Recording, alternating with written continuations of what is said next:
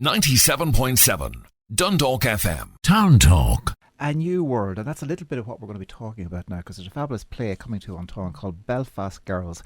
It's setting sail in Táin Theatre, and we've got the playwright and indeed the director of the show here. I'm talking to Anna Simpson and Jaki McCarrick. You're both very welcome to Town Talk.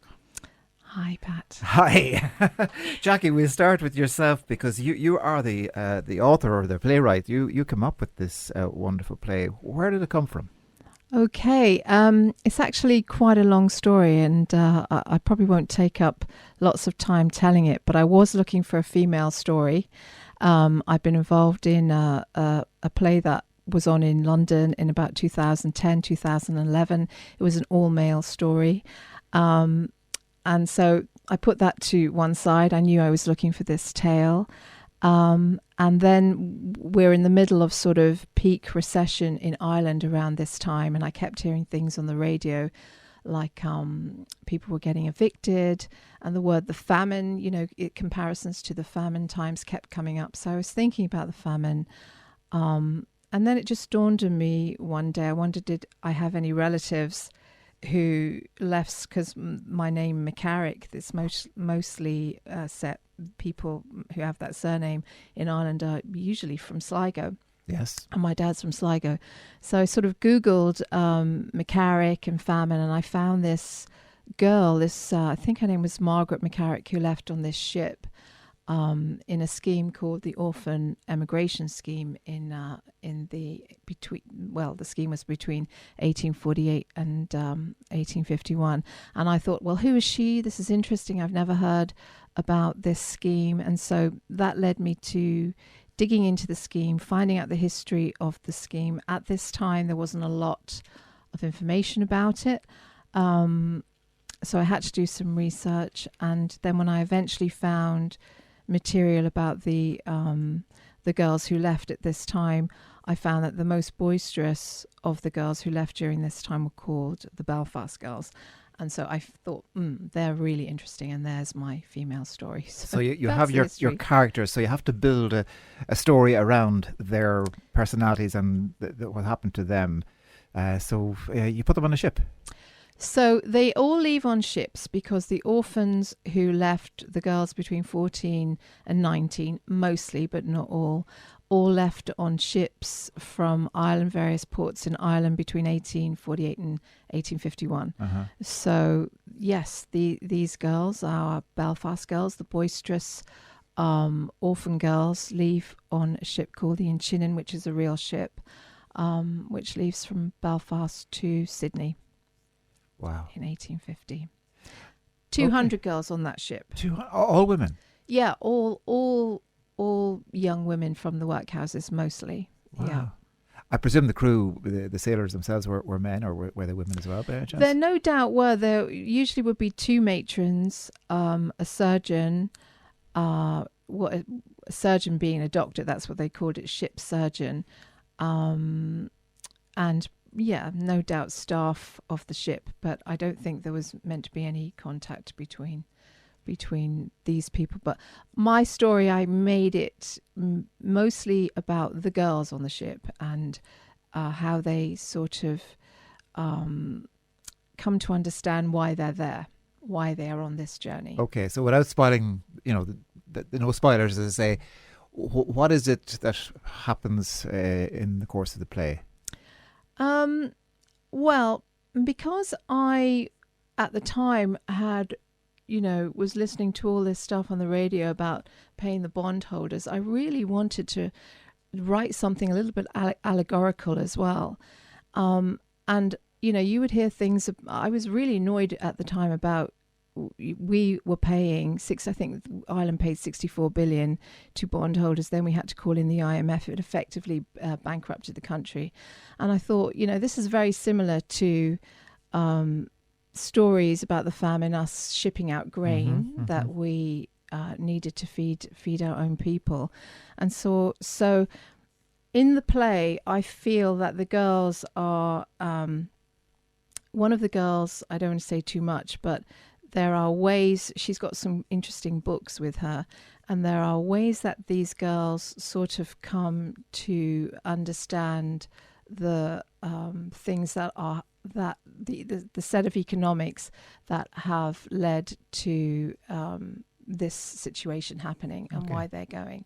And of course, there's dramas within their there's relationships between them and dramas in those relationships. And some things happen, and there's a particular drama with one character that affects the rest.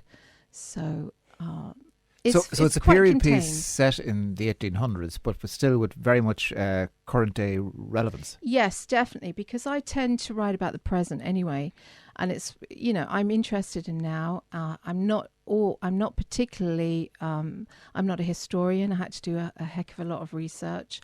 I'm interested in issues that are happening now and why certain things happen. My next play is about domestic violence. So I don't tend to go to historical themes, but in this case I felt that going to the past was a way of sort of explicating the present, and in a way vice versa as well. Okay. Well, Paul Hayes from Anton is very excited because he's been looking for this play for Anton for quite a number of years. You've had it in lots of different places, but we haven't had it. It's a homecoming indeed for you and for the play coming to Dundalk. Yes. But he's very excited. But he said it's the biggest production ever to be put on in Anton. The task of producing and directing is over to you, Anna Simpson. What's it like to take on this particular play? It's a really exciting challenge. It's the first time Quintessence, some people around Dundalk, this is where Quintessence began, be very familiar with our work. We create a lot of our own original works. This is the first time we've taken on a published text, and it's particularly a more modern published text. And it is of a scale we haven't worked on before. So there's 5 female actors in it, which is really fun to work with 5 women. It's all women in the room, which is a new experience for me, and I'm quite enjoying it. Girl power and all that. But it is, again, people are familiar with our work. We're a very physical theatre company. We tend to use no sets, a few props that get used transformatively by the actors. But this play, it's set in the bowels of the ship, and all the events take place there. Is there a ship on stage? It's a representation of a ship on stage. But yeah, for the first time, really, Quintessence has a full, beautiful set on stage that the actors play within. So because the 3-month journey to Australia, they're kept in steerage most of the time, and it's very claustrophobic. So we were really keen to capture that feel of these 5 women thrust together, and how that exacerbates the friendships made, but also the enemies made as secrets are revealed and the trauma of their past come up in the bowels of the ship. So it's a really exciting piece for us to even be dealing with those new challenges, and to be located in one place as well. Usually, again, our shows, we go from one location to another. So to work really intensely on a really powerful psychological drama that dives into the experiences of these women has been a fantastic challenge for us. I'm thinking psychological drama set in the bowels of a ship, that it's dark. It is dark. Now, it is absolutely dark, because it's exploring the kind of human cost of poverty and racism and the ripple effects of colonialism. But at the same time, it's fiercely funny. And it's still, relevant today. Exactly. Yeah. I think that's one of the things I love about it. Like Jaki was saying, like, it's using the lens of history to look at issues we're still struggling with now, the refugee crisis, issues of women still fighting for equality and to be treated equally. So it deals with some really relevant, urgent topics, but at the same time, it's a very funny play as well. The women, we've all fallen in love with them in the room. They are feisty, and they have such a hope for a better life and such a hunger, lust for life, that it's hard to not watch them on stage and the jokes and the banter they have with each other, and then really feel it when some of those relationships start to fall apart. I can see from you the energy you're enjoying it. I'm loving it. Absolutely loving it. It's a privilege to be directing Jaki's work. Let me go back to Jaki, because listen to what hearing there about the girls themselves, the Belfast Girls. Like when you talked about Belfast Orphan Girls, I was thinking these are young working class girls who were stuck away somewhere in an institution, and they've got their freedom. But you were talking about one of the girls was bringing particularly books that sounded a little bit complex. I mean, what are these characters, these personalities? Could you sort of bring them to life a little bit? Well, all the information and all the details and all the components that make up these characters came from research. Every single element. I mean, one of the characters is born in Jamaica, Kingston, Jamaica, and people have said to me, well, is that correct? And I said, absolutely, it's in one of the registries. In fact, two. And she was an orphan in Belfast? She was, well, yes, but what we discovered is because the workhouses at this time were absolutely teeming because of the famine, and if you can think of the rest of the country and rural places being so struck by the famine, they're all, if they've no means to survive, they're going to hit the city. So Belfast would have been teeming with and other cities in Ireland would have been teeming with young women. If they can't get into a workhouse, what are they going to do? Maybe they'll turn to prostitution. Yeah. So in research we just discovered that there were a lot of, this scheme wasn't everything that it was cracked out to be. It wasn't all about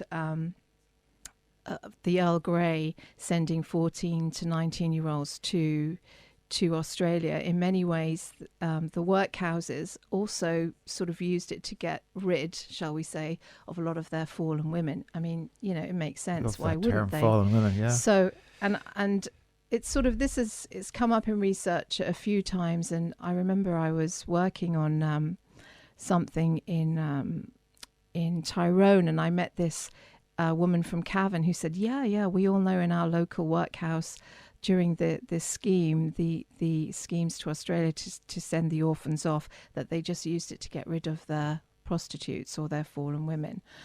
So by and large, the 4,200 odd women that or young women that were sent to Australia or went to Australia are exactly what they're supposed to be. They're 14 to 19-year-olds, but a proportion were not. And it's sort of through their voices that I wanted to tell the story of all of them, because they're the most outspoken. Brilliant. And go back to yourself, Anna, casting this. That must have been interesting, getting 5 young women that could represent the characters Jackie's talking about. Yeah, it was really Quintessence. We work with a few core actors. We've got some familiar faces such as Leah Roster and Fiona Keenan O'Brien are in the cast. But we wanted to, particularly with the scale of this show, invite meet new actors and invite some new blood into the company to invigorate it. And so we've got 3 fantastic actors have joined the company. We've got Carla Foley, who is playing Sarah Jane. We have Donna, who is playing Judith, who's our lead, the leader of the girls in many respects. And we have Siobhan Kelly, who is playing Molly, who is the character that Jackie was referring to, who comes on board with all these books about politics and feminism and sort of invigorates the other girls, some for good and some for ill, as it turns out, over the course of the play. Okay, and I'm trying to think about the funny bits, because you talked about there's a bit of humour, like there's obviously a serious side to it, but there's humour. Just tell me a little bit of how that works on stage. Yeah, so it's the women are so bursting with life. They've had very hard lives, but a lot of the time they've learned to deal with it through mocking it, through joking with it. So they have quite dark sense of humour, but they're quite bawdy, earthy women as well, all of them.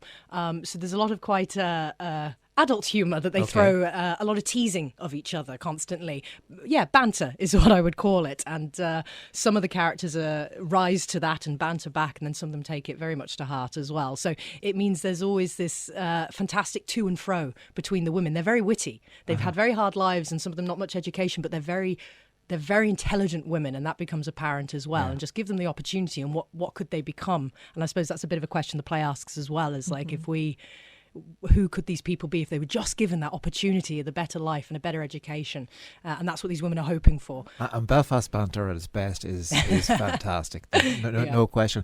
We talked about them being in the bells and it's a little bit dark and all that. I said, do they ever get above deck? Is there any daylight at all coming into it? They do, yeah. There's a handful of scenes that are set above steerage, looking out to sea, and that was a fantastic challenge to stage. How do we get that from, they're mostly in steerage, but then they need to be above deck in sunlight with sea and everything.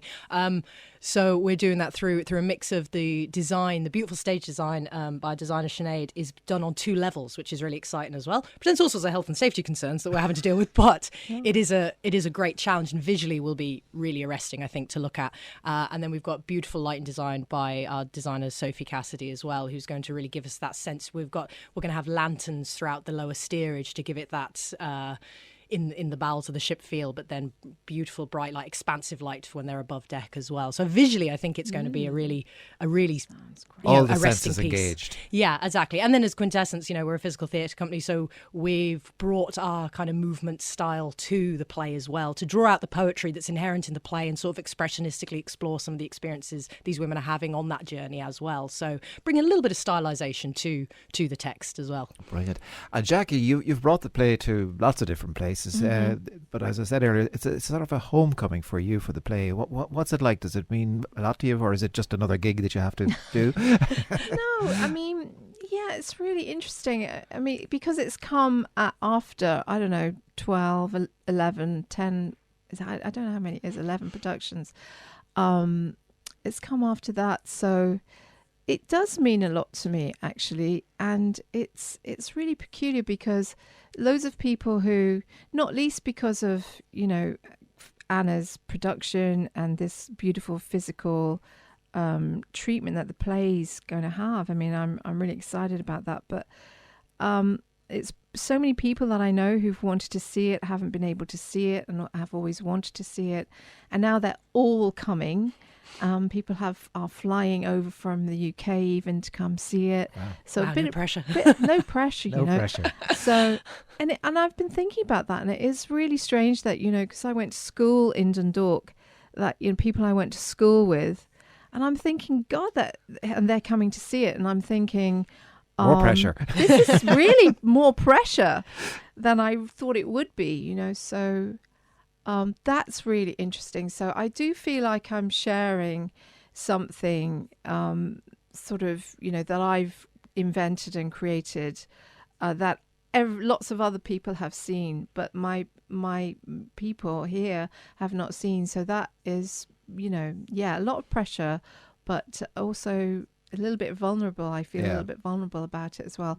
But it's also lovely. It'll be wonderful, I've no doubt. Yeah. And on the practical front, it's on when, and tickets, etc. Man, you might give us the lowdown? So we open next week on 25th of January. So we're in Antoine the 25th to 27th of January. It's selling really well though. So if people want to get tickets, I would say get in touch with the box office or go online www.antoine.ie. You can get tickets there, and you can actually pick your seat if you go online as well. You see the seating there. And then we're heading up to Belfast itself, to the Lyric. On the road, who we're in association with, so that's really exciting. More pressure, Belfast Girls in Belfast, yeah, especially on the actors. They've got to get the accents just right. Exactly. So we're there the 31st of January to the 3rd of February, but that is actually completely sold out now. Already? Yeah, it's sold out before Christmas, which was amazing. Wow. There's a real hunger for the play, which is really exciting for us. Then we're heading to Droichead, to the Droichead Arts Centre. We're there the 9th and 10th of February. I don't think they've put the tickets on sale yet, but they will shortly. Oh, okay. And then we're heading to the Solstice Arts Centre in Navan, and that's on the 16th and 17th of February. Wow. All great stuff. Belfast Girls coming to Dundalk, coming to Antoine, and then going on tour all around the world, as I say. Thank you very much to Anna Simpson and Jaki McCarrick for telling us all about it. 97.7 Dundalk FM. Town Talk.